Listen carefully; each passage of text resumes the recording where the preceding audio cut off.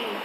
گفت با کربلا کعبه من از تو برترم، تو بیابانی و من بیت خدای اکبرم.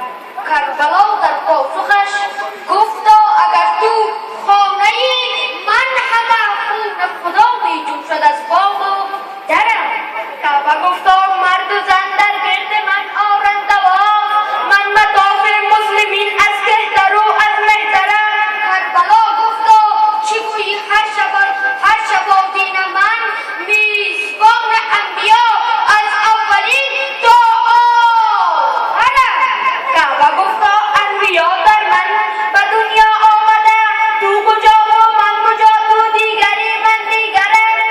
کربلا گفتا که روح انبیا را کعبه ایست، آن منم زیرا مزار زاده پیغمبر. کعبه گفتا مرتضی در من به دنیا آمده، این شرافت بس که من خود زادگاه حیدرم.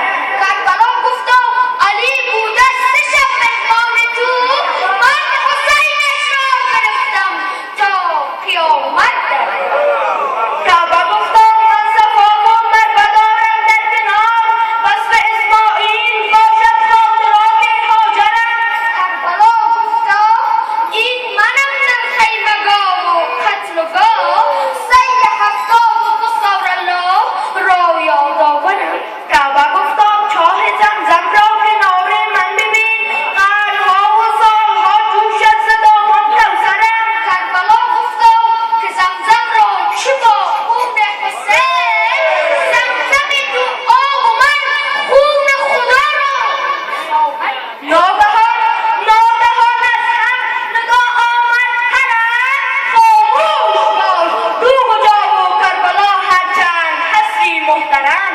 هستی تو خلقت تو از طفیل کربلا، چرا میگویی که من از کربلا بالاترم؟ کربلا دارد به کل آفرینش افتخار، کربلا گوید که من عرش خدا را زیورم.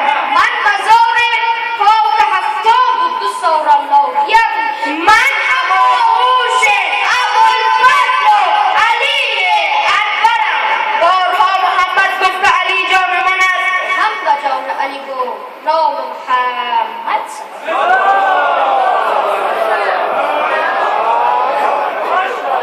صدها نام خدا، هزارها نام خدا برای دل و نهال چقدر زیبا زمزمه کردند و کلمه کردند. اشعار برای سلامتی مجتبی جان نادری، سلامتی طاهر جان، توفیقات هرچی بیشترشان، خوشنودی امواتشان، 2 صلوات بلند بناید.